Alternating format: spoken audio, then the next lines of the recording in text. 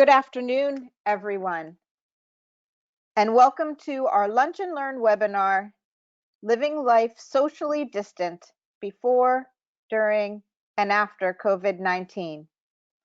My name is Mary O'Mara, and I am the Executive Director for the Archdiocese of Washington's Department of Special Needs Ministries. Good afternoon, everyone.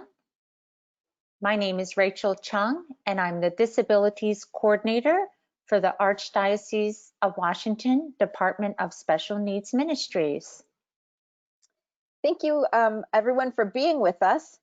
We have all learned by our own experiences these last few months what it means to live with a stay-at-home order and the continued need to practice social distancing and what it feels like to need to wear a mask. We have missed our families. We haven't been able to attend church in person, and our children are out of school. There are just so many changes. But what is the experience of those persons who are deaf or those who live with disability during this challenging time of COVID-19? Let's take some time this hour to explore just that.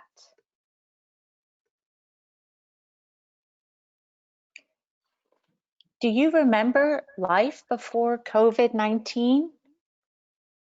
Perhaps it is hard to remember what it was like when we were able to gather together for worship and celebrating the sacraments.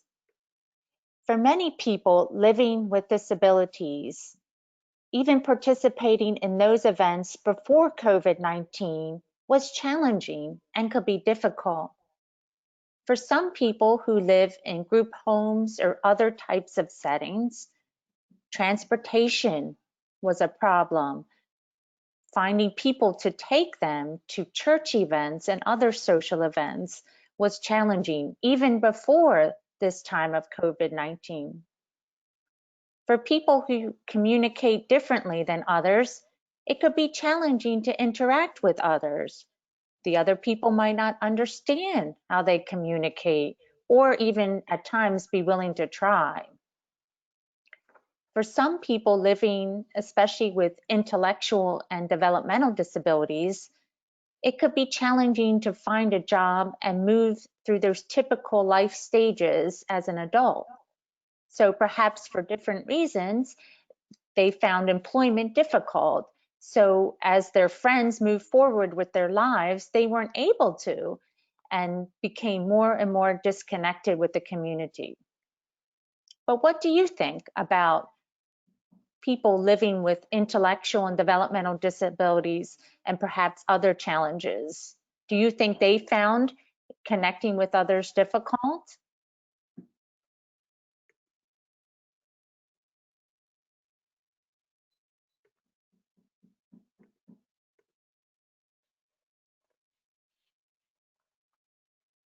Living life even during COVID-19.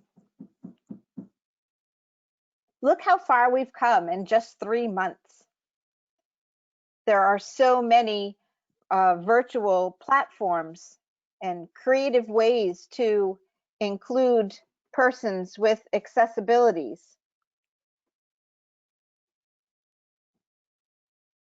We have so many persons who have been socially distant due to chronic illness or to disability that are now able to take part in virtual opportunities and have found that very, very liberating.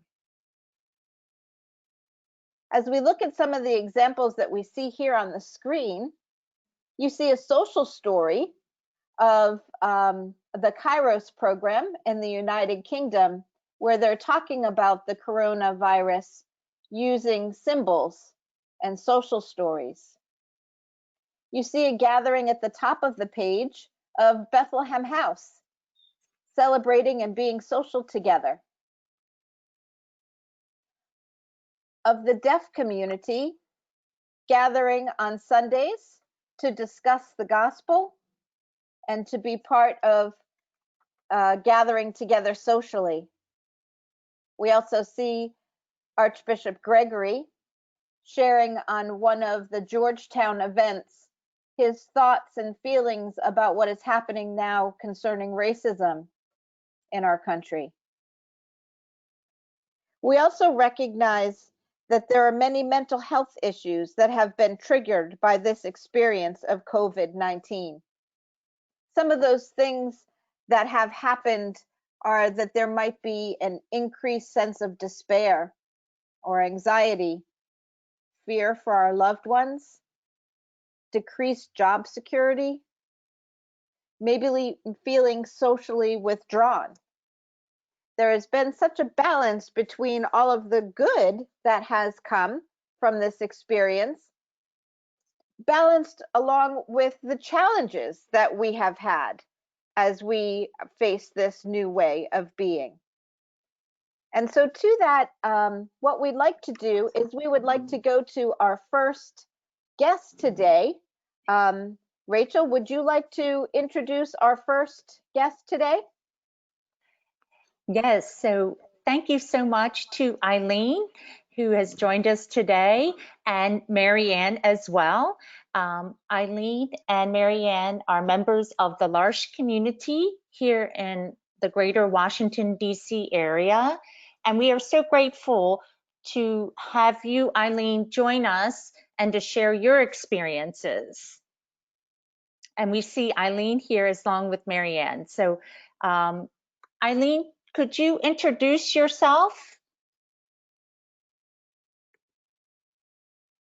All right, hold on one moment, everyone. Let's see.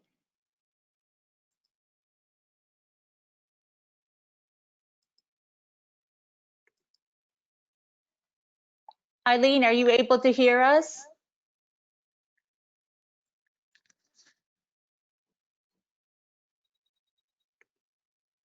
No. All right, hold on one second. Let's see if we are able to connect. We definitely see Eileen here.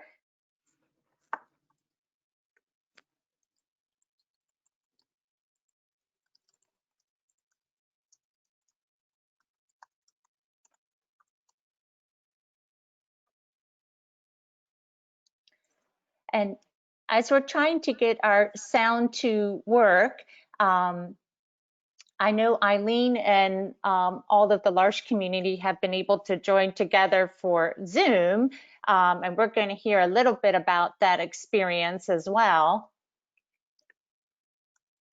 Maybe what we can do is we can ask Hector to join us. So Hector, if you would, there he is. So we will go to our second guest and come back to Eileen as soon as we solve this technical problem that we are having right now. But we will first introduce, or we will ask Hector to please introduce himself. So Hector, if you could tell us who you are and a little bit about you. Hello, good afternoon. Hello, everyone. My name is Hector Reynoso. I am from Maryland, and I am a member of St. Francis Church. Thank you, Hector. I was just wondering if we could go through a few questions with you to get your perspective living as a deaf person during this time of COVID-19. Are there times that you may have felt isolated before COVID-19? And if so, could you tell us a little bit about that?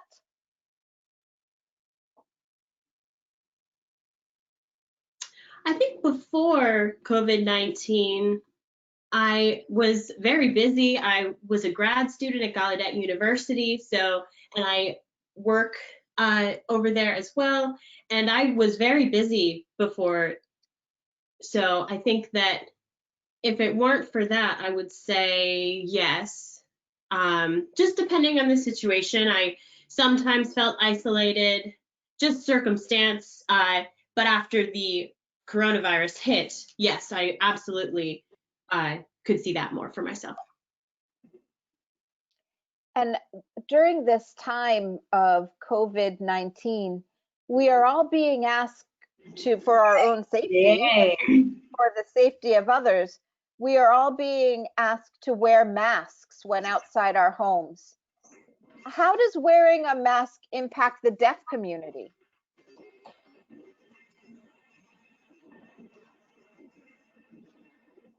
Oh, yes, it has a huge impact for the deaf community and the hard of hearing community, and especially even a more devastating impact for the deaf blind community.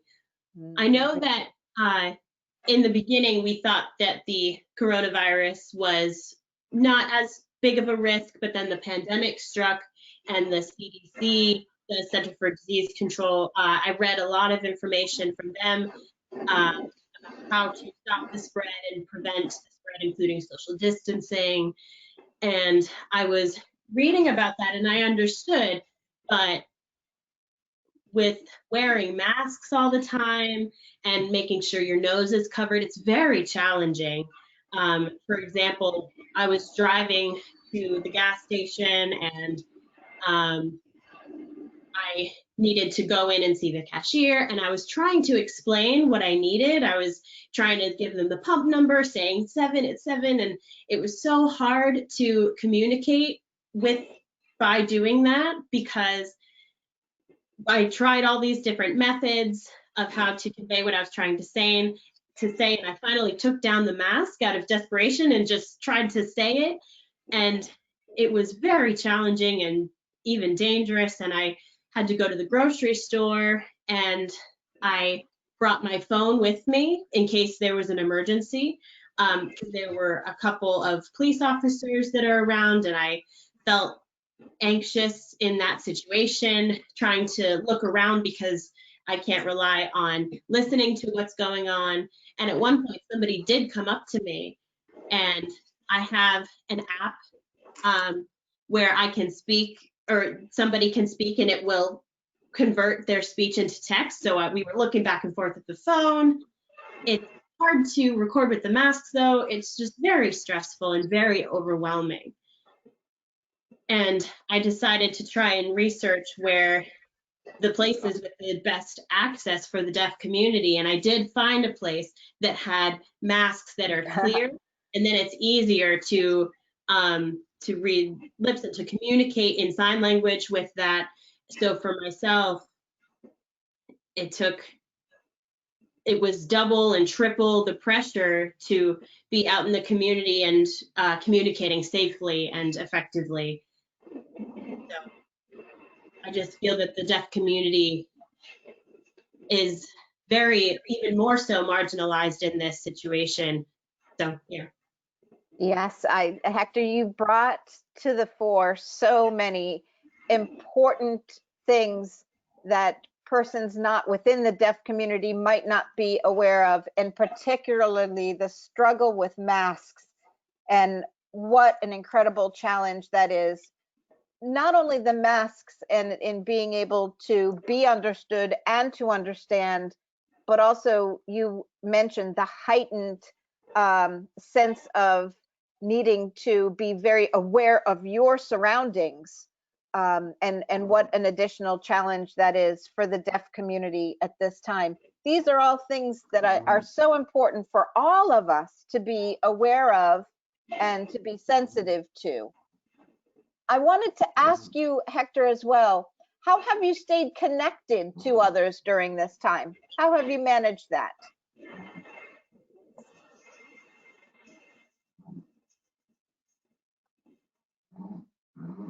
One example about how I stay connected, I make sure to pay attention to things that are closed captioned and stay connected with people on the internet. With people who have iPhones, we can use FaceTime in order to video chat with other people. So that's good to have sort of that live interaction. And also, Facebook has something, it's a page where it's a deaf person signing, and it's very clear and it's very helpful to understand what's going on. What they share is current to the situation, and it's helpful to see all of that that's accessible in ASL, because without that, I would feel that there's not a connection to the real-time information, what's going on. So. Thank you for mentioning the deaf moth, Hector, because I think that's also something that many hearing people are not aware of, and a way for deaf persons to get news and updates that's given in American Sign Language. You mentioned something that I would just like you to expand on just a little bit.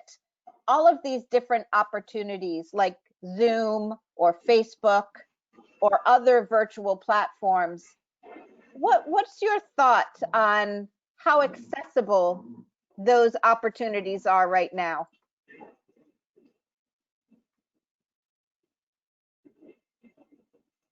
Yes, I think that Zoom and Facebook are very good with accessibility, and they have been checking in and receiving feedback.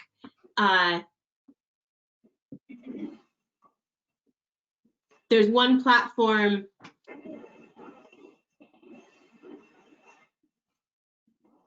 Microsoft has a team platform that they use, and they have a very good system.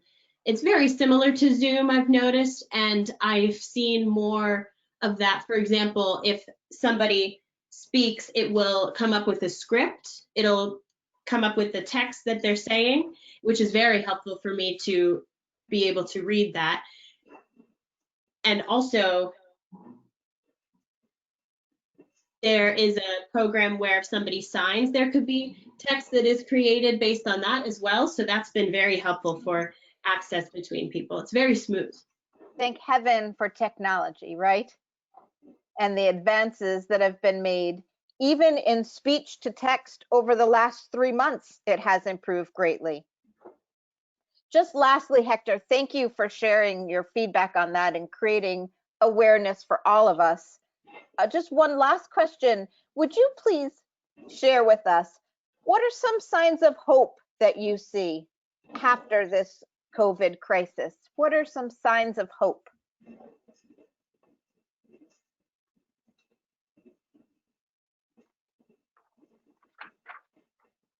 Yes, a sign of hope. Definitely, I've been seeing and experiencing a lot of peace, but compared to what is, I don't think that things will be the same as before. I think that there are many things that have been going on during the pandemic that I think will make things better and more supportive for people with disabilities and various needs and access. I've been finding that a lot of new technology has been built and will continue into the future. So I think that that has been giving me a lot of peace, and I see it being very successful and continuing into the future. And maybe even a little positive contribution from this time are the advances in technology that will aid the deaf community moving forward with communication. Thank you, Hector, so much for sharing your thoughts and your experiences with us during this time. Thank you so very much. And I see that Eileen is with us. I am so excited to see Eileen there with Marianne. So we're just going to go backwards here for a minute. And Rachel, would you like an opportunity to chat a little bit with our Eileen? Yes, wonderful. So thank you to Marianne and Eileen for being patient with our technology. And I think we finally have gotten our sound to work, right, Eileen? Yeah. Okay, excellent. So Eileen, could you introduce yourself and tell us a little bit about? My name is Eileen Schofield, and I live here. Oh, great. So you are joining us from your own home, right? Right. And could you just share what neighborhood you live in, Eileen? You live in an exciting part of Washington. Yeah, I do. Yeah, Adam Morgan. Oh, yes, Adams Morgan, right? Yeah. Okay, excellent. So Eileen, I know you were very busy person before this COVID time. Tell us a little bit about what you did before all of this happened. What did you do during the day? Well, I used to go to work during the day. I used to clean up my room. I used to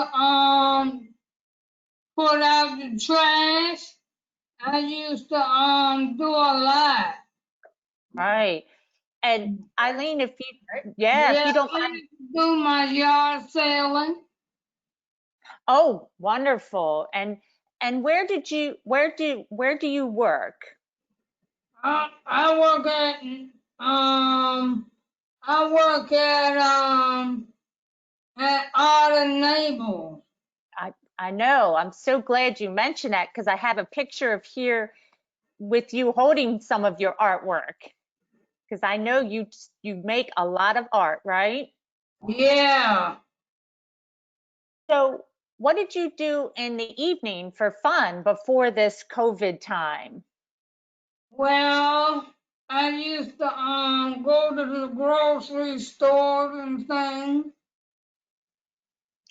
And did you ever have guests come to your home? Yeah. Right, because that's part of the large community is to have people come and share meals together. Yeah. Have you been able to do that since this COVID time? No, Not at all, right? Not at all. So not at all. I know everyone is staying at home, just like me, Eileen. I'm also here at home with my family. So what have you been doing while we've had to all stay at home and not be able to go out? Well, I was sitting here coloring and talking to my other friends. Right. And I know I saw a newspaper article with you as well. It looked like you were doing different activities. I think I saw a fried chicken stand or something like that. Was that right, Eileen? Yeah. So, Did a pretend Popeyes actually in this room. Remember we did Yeah. Popeyes. Yeah, 10 Popeyes. so Eileen, I'm going to ask you a question about, and I think I know the answer. So, did you like are you happier before this COVID time when you were able to do everything you normally did? Yeah. Yeah. So has this been difficult for you to stay at home and not go to work or have people over at your home? Yeah. It's Yeah, difficult. yeah, very difficult. Um, so Eileen, I know that I've also joined in on our prayer nights with the L'Arche community. Yeah. So how about you though? Do you enjoy being together with people using our computers for the prayer night? Yeah. I think I might know the answer to this question, but what do you like better? Prayer night on the computer or prayer night when we're together in our churches? Prayer night in our churches. I thought so. Me too, Eileen. I miss that time that we're able to gather together.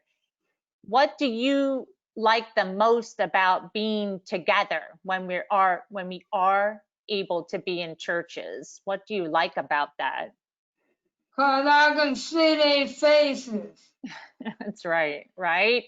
It's different when Yeah. it's a computer, right? We could still see each other, but it's different, right?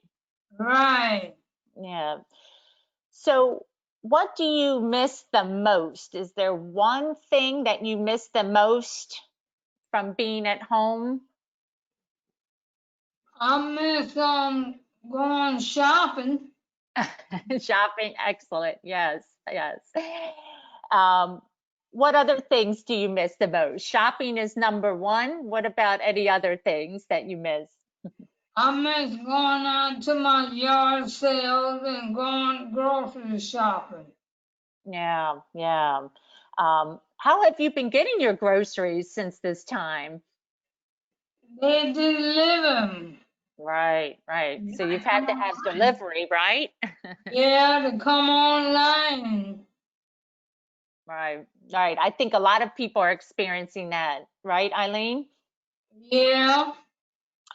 So what would you like to do when we are able to go out? What is the first thing when we're all able to be with one another, what's the first thing you would like to do? I like to go out shopping and buy stuff and able to go out again. Right, right, exactly. Yeah, I made a bucket list. Oh, you, I love it, Eileen. So, what are some of the items on your bucket list? Shopping, I think, right? Yeah. I think going to Popeyes was one thing. Yeah. And what else was on your And bucket list? traveling. Traveling, right? Because usually Yeah. you would take vacations together, right? Right. Okay, so where are some places that you traveled before this COVID time? Well, I used to go to the beach. I used to go and visit my sister. Mm, I used to go and visit my other friends. right, exactly. Has it been challenging to learn how to use the computer for these different ways that we've been connecting? How have you found that? Yeah. Yeah. Me too, Eileen, as you can see even from today, right? There's Right. still challenges with trying to connect with one another, right? Right. Is there anything else you would like to share with people, Eileen, that they might not know that it's what it's been like for you? Was there anything else you would like to share with people about that challenge of staying at home and missing your sister, right? And shopping. What else? Yeah. I like to tell them I want to not. I got to tell them it's not fun to be stuck in the house all the time. Yeah, excellent. Yes. And we want to see you continue to make beautiful artwork as well, which I'm sure you're still doing at home, right? Right. Right. But not the same as going to Art Enables, right? And being and seeing real Right. people. Right. Well, Eileen and Marianne, are you able to stay with us a little longer in case we have some questions? Yeah. All right, That'd be excellent. fine. All right, excellent. So we're going to share a little bit more information on how we can respond as a Catholic Church to this, just as I think Hector was saying before, that this time will change all of us. So how can we respond as a Catholic Church?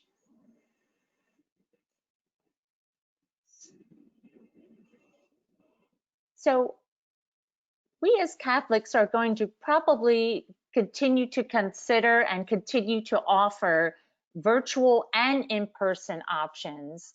So we know even if these stay-at-home orders change and end, we are still going to have opportunities for those who cannot access in-person worship.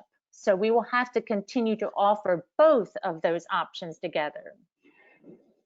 And indeed, have we reached new people with these virtual options?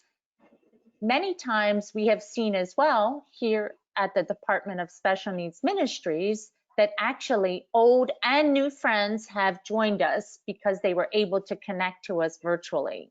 So as we go forward, we're going to have to consider this blended approach of virtual and in-person options. And again, we know that some people might not be able to join us in person due to their own health concerns. So let us reach out to those parishioners who will not be able to return for some time. A simple thing is to begin to call them, check in with them, or how are they doing? People really want to feel that they are connected to their parishes.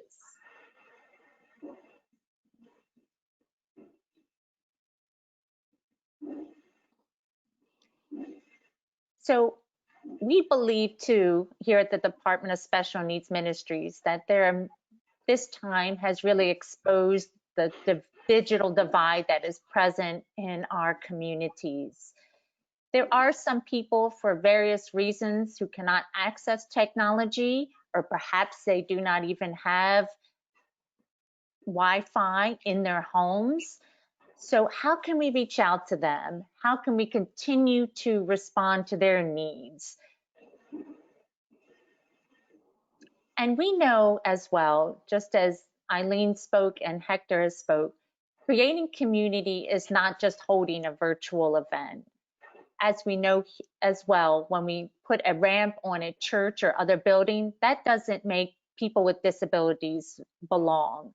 Our relationships with one another is how we create that connectedness with each other.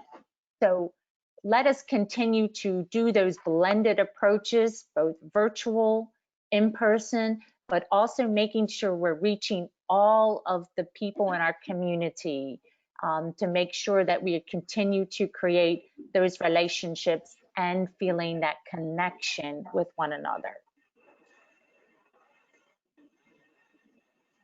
As we move forward as well, we can start thinking about living life after COVID-19. This now famous photo of the Holy Father is so very powerful.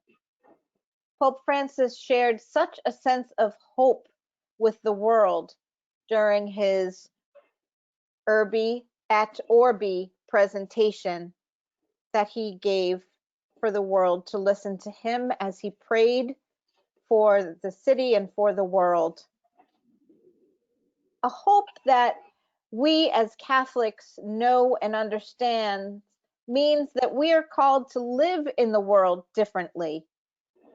We are called to be that hope that the Holy Father was speaking to us about from St. Peter's Square that day, that rainy, cold day when the Holy Father spoke to us.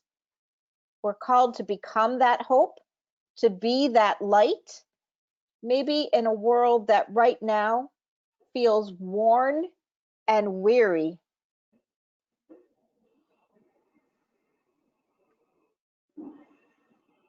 But as Pope Benedict shared with us in Spe Salve, people who live with hope live differently. And it's that hope and it's that light that we are asked to be for one another and for others that we meet that might be really struggling with all of the changes that have happened because of COVID. We as church leaders, ministers, and parishioners will need to be flexible and prepared with blended approaches to ministry and to building community. As Hector shared with us, there have been some pretty important advances in technology and ways now that we have almost been forced to use that technology to better communicate with one another and to communicate in ways that we might necessarily have been aware of or accustomed to, but that does open doors to being able to speak with and to be with even more people as we build community and grow community and be that light within our communities. What we want to remind you about is that we will have a time for comments or questions. You will see on your control panel that there is a section there for questions or comments. If you have a question or you would like to make a comment, if you would like to ask Eileen a question, or if you would like to ask Hector a question, you can just type that in the section on your control panel that is marked questions, and we will have time at the end to respond to those. So please, everyone, as you're beginning to type in your questions or comments, please share with us and let us know your thoughts and feelings. But we wanted to remind everyone that in June, the Brunch Bunch, which is a partnership with the ARC Prince George's County and Prince George's Community Resources and the Department of Special Needs Ministries, we've also gone virtual with this outreach. And on June 25th, we will be having a very special guest speaker, Tracy Wright, and she will be speaking on how people with disabilities indeed have the right to vote, how they can register, and what they can do if they're meeting any challenges with accessing polling stations. So please join us, please spread the word so that we can make sure that people know their rights and how they can be active citizens. Also, this August 19th and 20th, the Department of Special Needs Ministries, along with the Office of Catechesis, will be hosting an adapted religious education summit. And just as we spoke of before in this webinar about those blended approaches, we will explore this even further on how we can continue religious education for children with learning needs in both ways, virtual and in person. And we will also share those resources on how parishes can do that. And indeed, how are we reaching those children with learning needs for our religious education? And we know when we have these ways to adapt our religious education, those adaptations indeed benefit all children. So please join us on August 19th and 20th for this very important discussion on ways we can continue to reach and build community in our parishes, and details on registration will be coming soon. So please stay connected with us on how you can take part in this important education summit.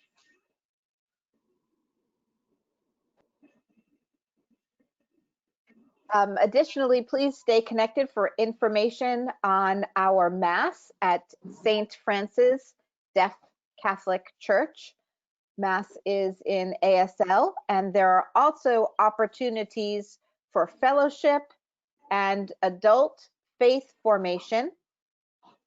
Our coordinator of deaf ministry is listed here on this slide, Laureen Lynch Ryan, and her contact information is there. So we ask you just to keep connected so we can share with you what is happening around the Archdiocese of Washington with regard to deaf ministry. So we're happy again to answer any questions or entertain any comments that people wish to share at this time. Rachel, I'm just wondering about the summit. Could I just ask you, the summit will be online or in person? How will that work? Oh, thank you so much, Mary, for that reminder. Yes, our Adapted Religious Education Summit will be virtual. So we will be connecting with one another virtually. and again, sharing all those resources and information. There's so much that is happening, and we want to give a huge shout out and thank you to L'Arche of Greater Washington for making their prayer nights open to anyone who wishes to join, because they are so much fun and we really enjoy joining the prayer nights. So a huge shout out to L'Arche for making that accessible to all of us. And we will share information on when the next L'Arche prayer night will be taking place. So if you are interested, we would be delighted to share that information with you as well. And Eileen and Marianne, I know you're still with us. Do you think that L'Arche will continue to hold those prayer nights virtually? Certainly during the COVID-19 crisis, it's like you said, I think there's certainly gifts and benefits to being in person, and then there are also gifts and benefits to being able to have more connectivity to a wider audience. And so I think we'll probably continue to weigh those as the world opens up. Yes. And Eileen, have you enjoyed seeing people? Sometimes there's people all over the world that come on those L'Arche prayer nights, I've noticed. Yeah. I saw last time we had someone from California join us, which was wonderful. Yeah. They're a lot of fun. Yeah. So finding that hope, right, Eileen, that we're all people that live with hope, correct? Right. Absolutely, I agree. I agree. Another person that we certainly need to thank today is, we want to thank Christina DeSalvo for providing ASL interpretation for our presentation today. Again, ensuring that through a universal design from the very beginning, that we are creating platforms that are accessible to all the persons across the Archdiocese of Washington. So thank you, Christina, for being with us and interpreting for us today. Rachel, do you have any closing comments? Thank you, Mary. I would like to thank all of our panelists today, Eileen and Hector, for sharing their stories with us about life before, during, and hope, signs of hope after COVID-19. So thank you both, Eileen and Hector, for sharing your stories. You're welcome. Thank you. And we'd like to also remind everyone about, again, Mary, I would say the closing comment, perhaps this blended approach is one sign of hope that we can live with when we do all return together, and continuing to reach out to people. And also that reminder that there's people there that do indeed live in that digital divide, and people that are still in the margins, and how can we bring them in to communities. So let us learn from this time about those that we still need to reach. Absolutely, absolutely. One beautiful example of that, Rachel, has been our rosary and mass for persons living with mental illness that we have on Saturdays. We've had people join from across the country. So that has been one positive way that we've seen the community grow, and it's been a beautiful gift of this difficult time. So finding the beauty in the difficulty is also a grace and a blessing. So thank you everyone, to our presenters, Eileen and Hector, for Christina for interpreting for us, for all who have attended today. We're most grateful for your time and attention, and we look forward to gathering again for our next Lunch and Learn. So until then, we wish you well, and we look forward to seeing you again. Thank you, everyone. You're welcome. Thank you, Bye. Eileen, and thank you, Marianne. Thanks, you. Hector. Bye. Bye, everyone. Thank you.